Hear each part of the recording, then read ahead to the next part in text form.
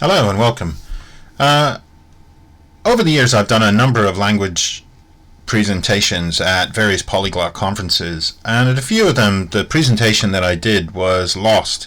For example, this one that you're going to do today was on a laptop that was stolen, and so the recording was not able to be shown. Another of which was done as a workshop rather than a presentation, and therefore it wasn't recorded. So I thought I'd do the ones that hadn't been recorded and I'd put them on my own channel so that I could share with everybody. Now, basically, I promised myself each year that from now on, when I do a presentation at the Polyglot conference, I'd be sober and not hungover. Well, there's always next year. So this photo is from a wine tasting event where I had to describe French wines to Italian people. You talk about language confusion and a bit of a headache.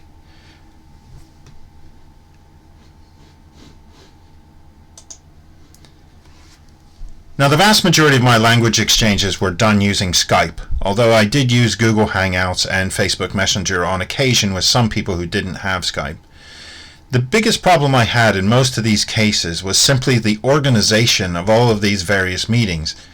And honestly, compared to scheduling, the language was the least of my problems.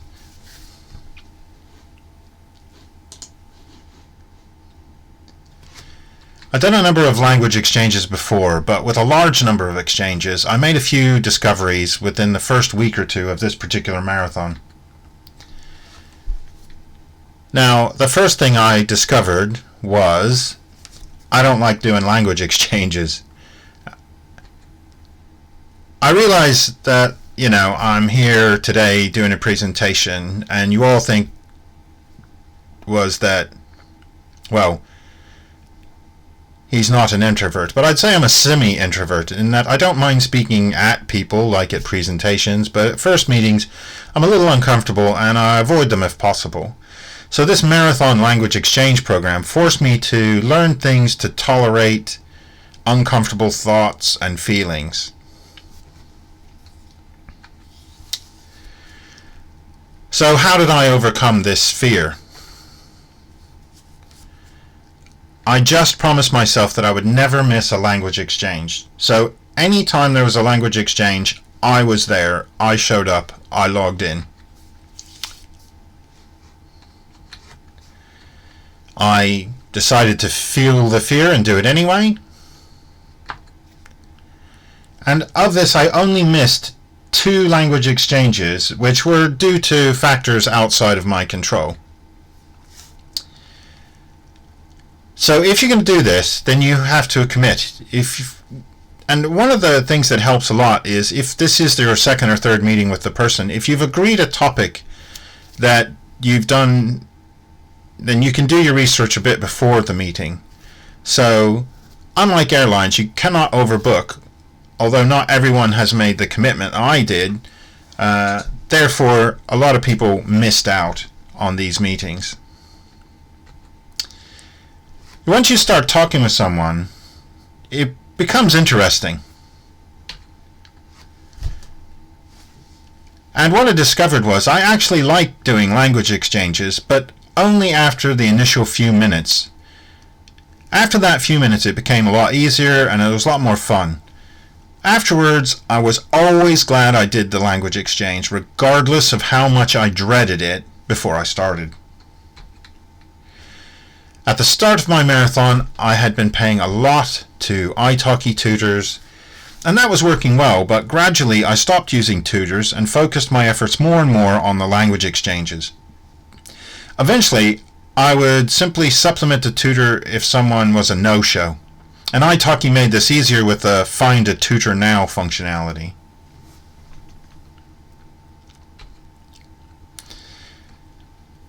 So I made other discoveries.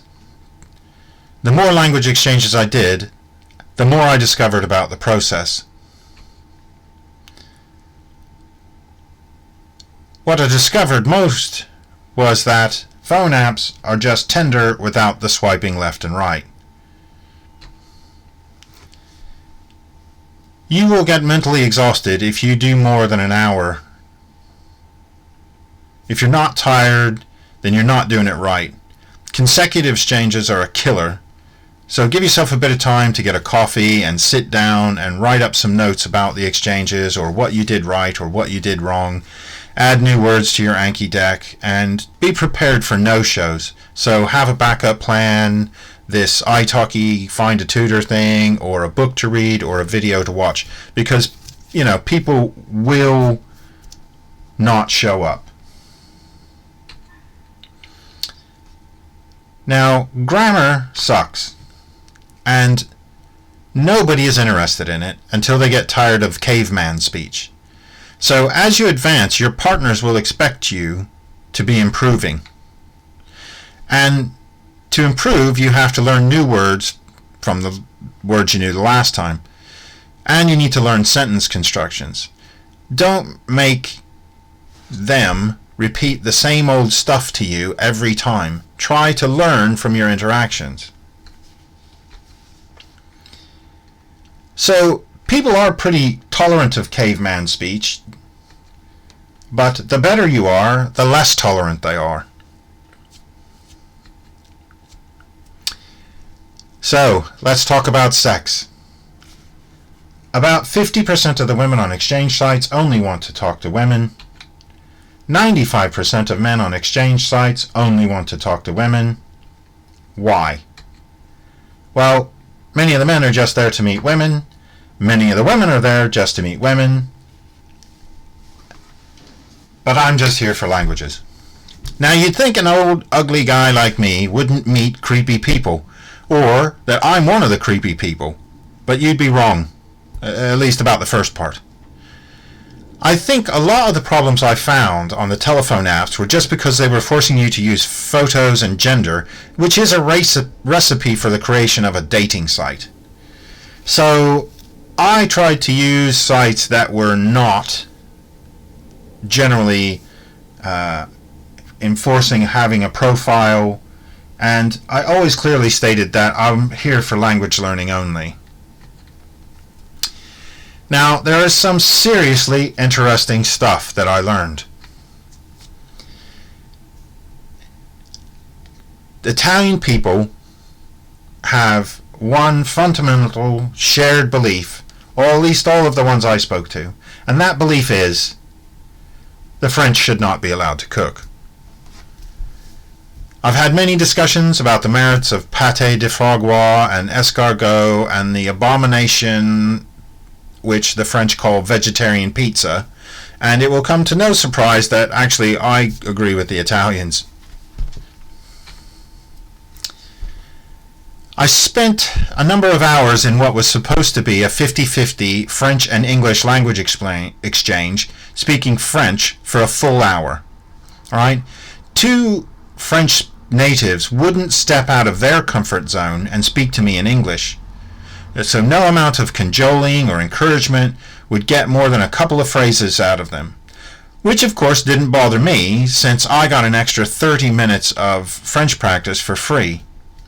But you don't want to be this person. Now, by the way, one of these people is a person I still count as a friend and I still speak to frequently, but we speak in French. C'est la vie. Now, we'll get some more interesting stuff. Scammers. There are scammers on the internet. And I encountered a number of them. Now, most of the time they're easy to spot, and usually bad skills in their so-called native language is a dead giveaway, or any immediate request for Hangouts or WhatsApp, since WhatsApp you get the phone number.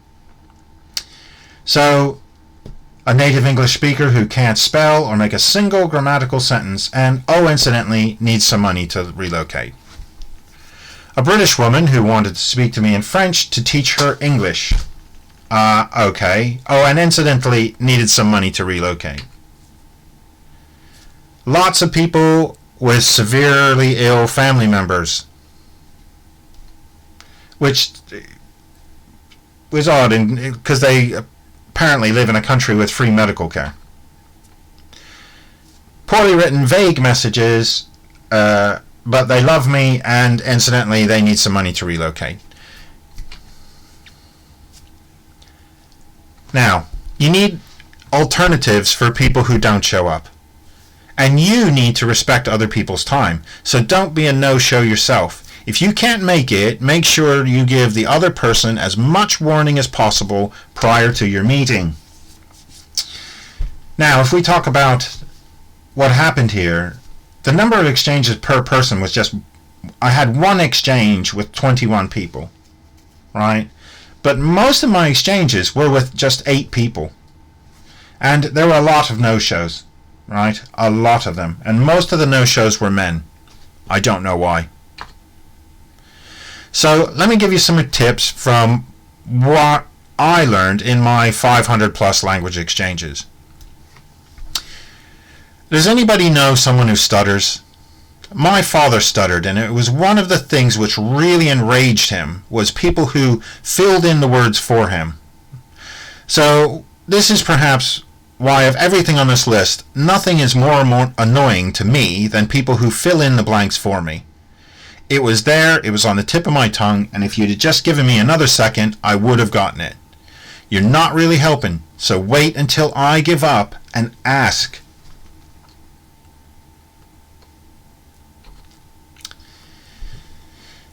All of your first few exchanges will be about family, work, and hobbies. But you need to move on. Now, personally, I prefer to note down problems and do the summary at the end of their turn. So in other words, we speak for 25 minutes in English, and I give them 5 minutes of things that I noted and corrections at the end.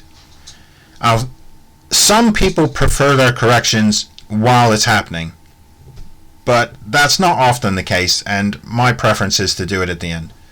Now, Skype, Google Hangouts, and others all have the ability to record your conversation, but you need to ask first.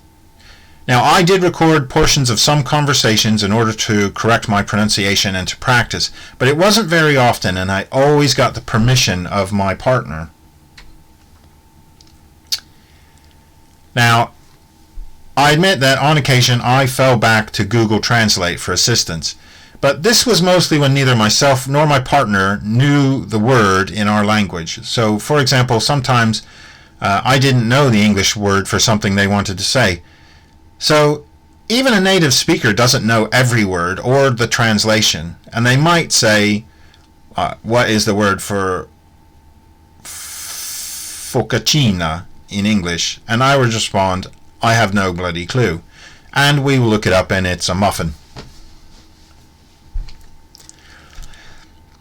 Now, as you get better at this, you need to up your game, because I found myself repeating stock phrases and needed to work on changing things up a bit and find some different way to say the same old thing, because don't forget, many of these conversations you're going to talk about the same thing again and again. I had an almost incomprehensible discussion about the oddities of Italian construction planning and zoning laws with a lady who was having her house built. I had to describe why I was taking my daughter to the dentist and what procedure she was having done. I did this because I made a commitment never to miss an exchange, so I did this exchange while sitting in my car on my phone in front of the dentist's office. I described a web server, proxy server, and load balancing system in Italian.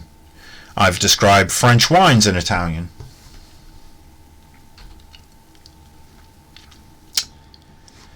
Now, this doesn't sound like a problem when you actually make friends, and it is really great when you've made friends with a native speaker of a language you're trying to learn.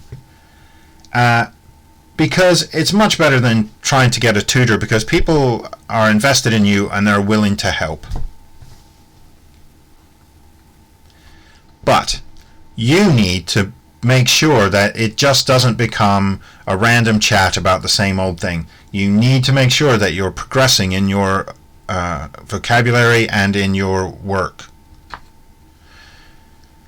So what did I get out of doing 500 plus exchanges? Well, I got a lot. I made a load of friends. I can speak fairly fluently, with the vocabulary and the words that I've activated. And I'm pretty confident about speaking with natives, at least to everyday conversations. Now the question is, would you commit to doing 500 conversations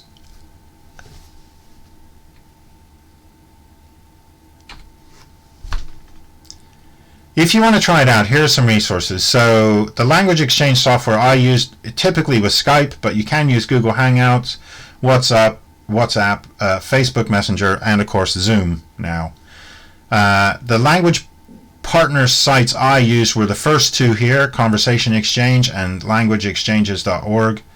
The first is a pretty good one, and they don't allow profile pictures and all of that sort of stuff. The second one is run by a university, and they're quite strict, so you don't have to worry about creepy messages and weird people. And some useful software, of course, is Anki, as I mentioned, put new vocabulary in there, and Google Drives for sharing documents with your exchange partner. So you can put corrections in that they can review, and you can put topics in for the next week or whatever. So I hope you enjoyed the presentation, and I enjoyed speaking to the people in Bratislava, and I enjoyed speaking to you. Thank you very much for listening.